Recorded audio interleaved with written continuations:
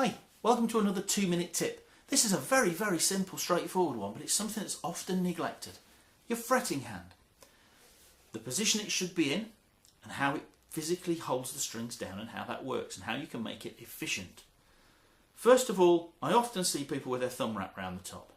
Now sometimes that's fine, and sometimes you put that thumb there for a purpose. For example, I want to mute that string so I can play a very quick G sharp back to a G7. If I'm just doing it for a split second, I wouldn't want to refinger that whole chord. I would just go and quickly dampen that string. But unless you're doing it for a rhythm, get that thumb behind the neck.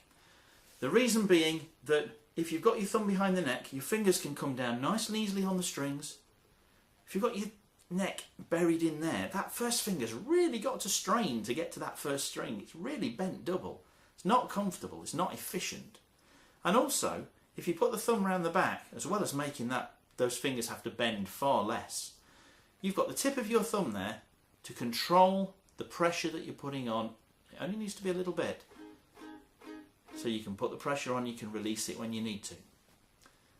The other thing to think about is where your finger is in relation to the fret. If we're talking mechanical advantage here, the further away from the fret wire you are, that direction towards the headstock, the harder you have to press down to get a clear sound. Now without increasing the pressure, I just slide forward, didn't squeeze any harder. There's my nice clean note, I'm just behind the fret.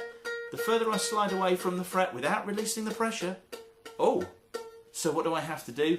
I either have to slide my finger up to there, which is great, or I have to put on more pressure. More pressure isn't efficient. More pressure means squeezing, it means tiredness, it means harder to move from one chord to the next.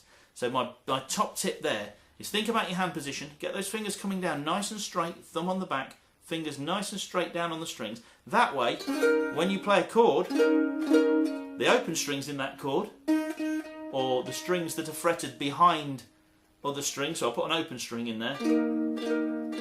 That open string, it's so easy to touch it with another finger if your fingers aren't coming down straight. And get those notes fretted as close to the fret as you can, because otherwise you're going to get a rattle, or if you don't get a rattle, you're going to have to achieve that by putting more pressure on.